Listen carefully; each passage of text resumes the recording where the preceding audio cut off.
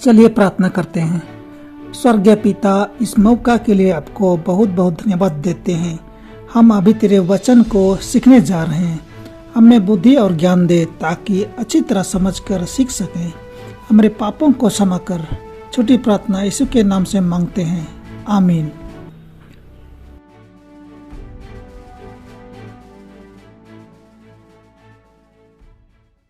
स्वर्ग में खजाना। पृथ्वी पर अपने लिए धन इकट्ठा न करना, जहाँ कीड़ा और कई नाश करते हैं और जहाँ चोर सेंध लगाते और चुराते हैं, परंतु अपने लिए स्वर्ग में धन इकट्ठा करो, जहाँ ना तो कीड़ा और ना कई नष्ट करते हैं और जहाँ चोर सेंध लगाकर चोरी नहीं करते, क्योंकि जहाँ तेरा धन है वहाँ तेरा मन भी लगा रहेगा। मत्ती 6:19-21। इसी यहाँ पर कौन से महत्वपूर्ण सत्य के विषय बोल रहा है? किसने बड़ी दौलत इकट्ठी करने के बाद किसी तरह इसे गंवाने वालों की कहानी नहीं पढ़ी है? हमारी दुनिया एक बहुत सी अस्थिर जगह है।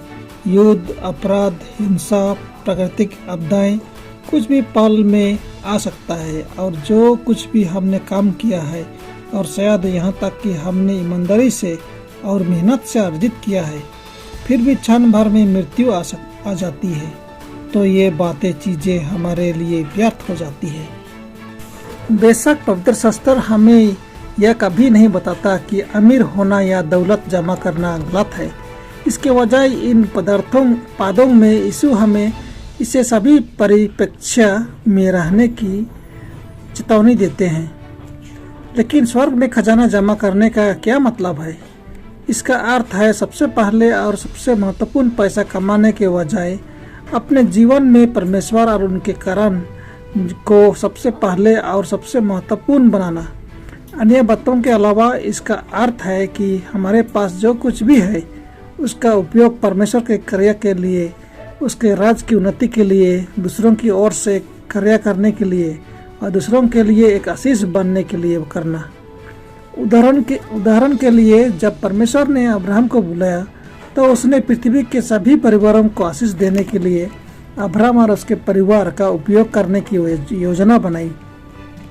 परमेश्वर ने अब्राहम से कहा, जो परमेश्वर का मित्र कहलाता था, याकूब 2:23, मैं तुझे एक बड़ी जाति बनाऊंगा, मैं तुझे आशीष दूंगा और तेरा नाम बड़ा करूंगा और तू एक आशीर्वाद हो जाएगा।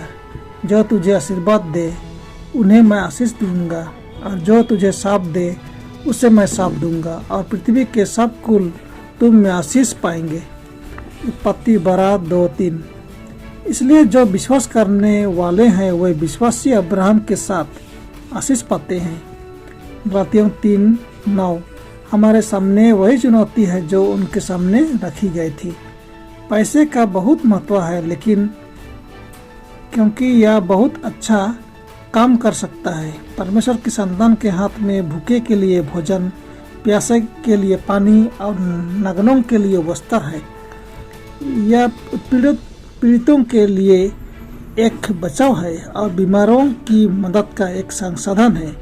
लेकिन पैसे का मूल्य रेत से कहीं अधिक नहीं है, क्योंकि इसका उपयोग जीवन की आवश्यकताओं को पूरा करने, दूसरों को आशीष देने और मसीह की कार्य को आगे बढ़ाने में किया जाता है। क्योंकि जहाँ तेरा धन है वहाँ तेरा मन भी लगा रहेगा। मत्ती 6:21। आपका दिल आपको बताता है कि आपका खजाना कहाँ है। परमेश्वर का मन मृत्यु से भी अधिक शक्तिशाली प्रेम के साथ अपने सांसारिक बच्चों के लिए तरसता है। अपने पुत्र को त्याग कर उसने एक ही वरदान में हम पर सारा स्वर्ग उंडेल दिया है।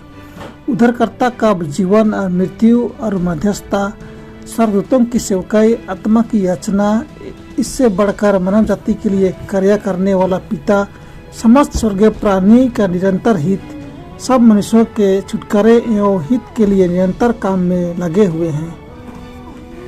यदि आपने स्वयं को त्याग दिया है और अपने आप को मसीह को दे दिया है, तो आप परमेश्वर के परिवार के सदस्य हैं और पिता के घर में सब कुछ आपके लिए है।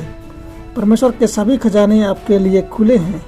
दोनों दुनिया जो अभी है और जो आने वाली है, स्वर्गदूतों की सेवकाई, उसकी आत्मा का उपहार उसके सेवकों के परिश्रम सब आपके लिए हैं। दुनिया इसमें सब कुछ के साथ आपका है, जहाँ तक यह आपका